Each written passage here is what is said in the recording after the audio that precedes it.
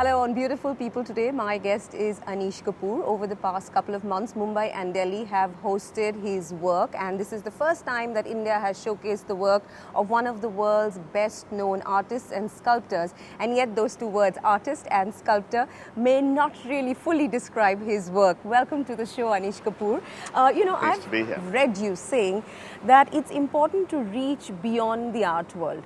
It's important to engage in dialogues that go beyond the art world, and the bigger world has a lot of interesting things in it. We are speaking in a week when the curtains come down on your the Mumbai part of your retrospective. Correct.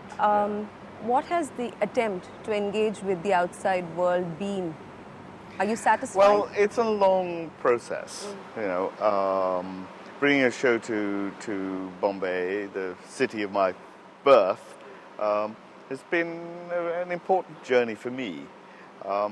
And it is important that somehow, if art can speak, then it can speak to a wider public.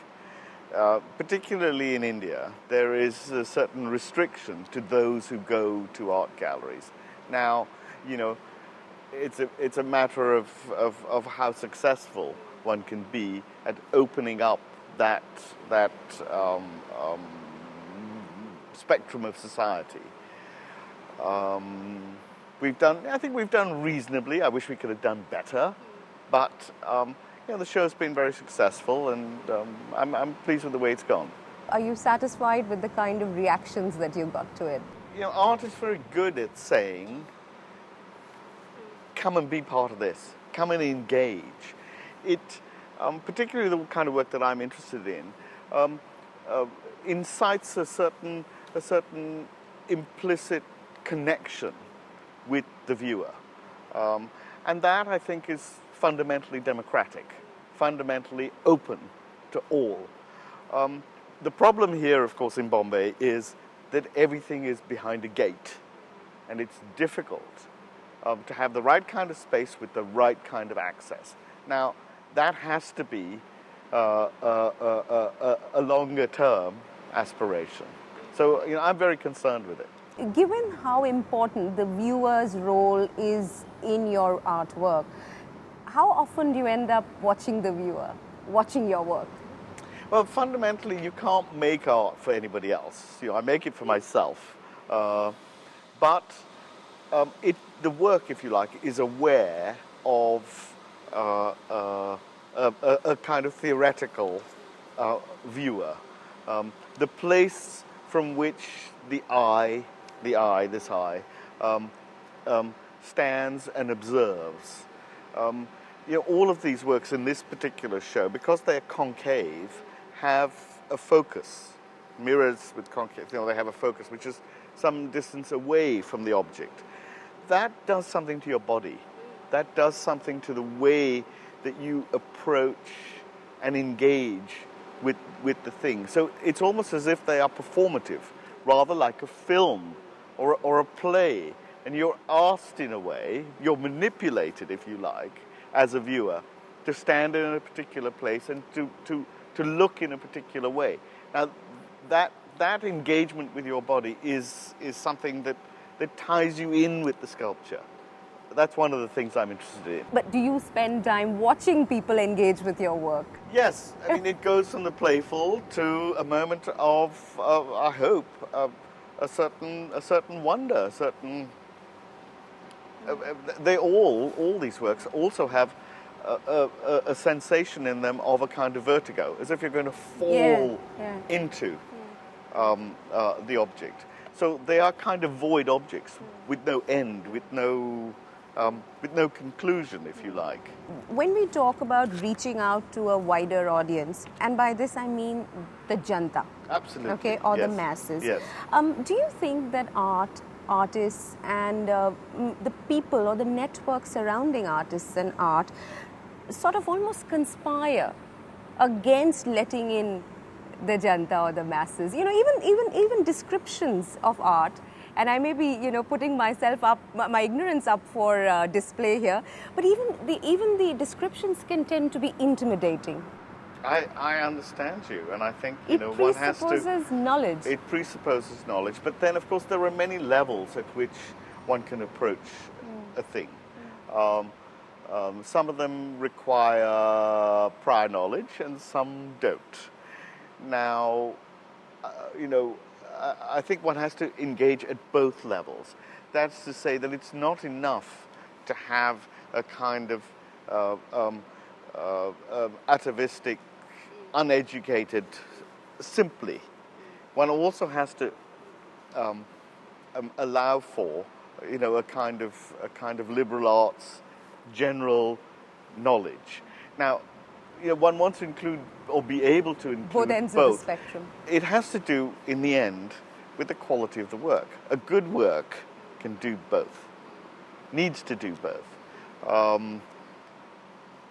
So that's a judgment one has to make. But of course, part of the problem, particularly in India, is, as I said earlier, that these venues, all of them, there isn't a single exception, are exclusive. We have no public art. We have no means of proper public engagement, discourse about the visual arts. They're all in secluded galleries or in one way or another. And it's museums. such a pity because your work, I can imagine So this is a long everybody battle. deriving such great pleasure from it. So this is a long battle, and one has to somehow, slowly, I wish not so slowly, but anyway, get beyond this issue. It took you a long time even getting your work exhibited here, isn't it? It's been a complicated story. We've been working on this show for about 10 years. But then, these works are very, very difficult to make. This one here behind me took me 10 or 12 years to make, because in order to do what it's trying to do, it needs to be made so well that I had to go through a lot of redos in order to get there. How does something like this get created? Let me try and explain. Sculpture is often fundamentally about two things: space and the way that your body, one's body, engages with space and the object. Mirrored objects have been made for centuries, but almost all of them have been positive forms, convex forms, in other words. For the last 15 years or so, I've been making things with concave forms, because concavity with a mirrored surface does something very, very particular. It engages, as I said, it has a focus, and therefore engages a certain space that your body occupies, and does something to you physically. So it's about space, it's about illusion, it's about the object being present, and in a way also not being present. So it's a certain non-physical thing, and you have to see it to really understand what I'm talking about. But to do that, the object needs to be made well enough. If you can see the surface, the magic is gone. The magic's gone. You need to not see the surface. So to do that, that's taken me a long time to learn how to do, because it's, in a way, a technical problem. Now, let's say this work here, which is completely the opposite, in a way, shooting into the corner. It's a canon, melodramatic. There's a certain kind of psychodrama between the two. Of course, all the references to war and blood and all of that, but also a whole history of painting and, in a way, of architecture. The corner, if you like, is a symbol of architecture. Without the corner, there is no architecture. So there are these various comings and goings, if you like, of meaning that accrue themselves to a work that I couldn't have sat down and thought about. You have to make the thing. And then all the meanings could get imbued into it. Precisely. I think the truth is that as an artist, one has to be somewhat unknowing. I don't know what I'm doing. And literally live with that I don't know what I'm doing sense. And if you like, live through it, act it out, and allow a meaning to arise, rather than go in pursuit of. It's one of the difficulties, problems with abstract art, is that it doesn't deliver meaning there on the plate. It allows meaning to emerge.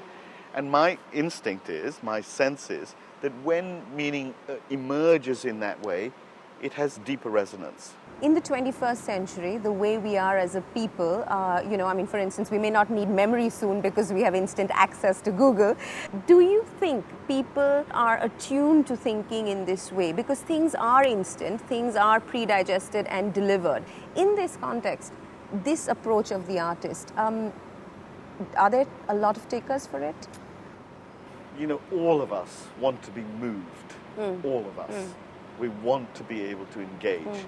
Intimacy, the intimate contact between a person and another person, or a thing and a person, is something we long for, all of us. It's the most exciting and engaging thing there is.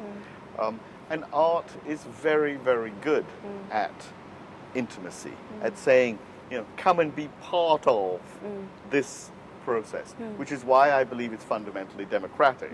The problem, of course, is that when one has an agenda with art, then the agenda gets in the way. I've spent my career trying to clear out the agenda, to say I have nothing to say as an artist, but what I can do is to go to that place where there is, if you like, not knowing, and see what's there. And if it works for me, my instinct is that it'll work for you. Sorry, So I'm preaching here. But in a way, it's a very important process that an artist has to go through.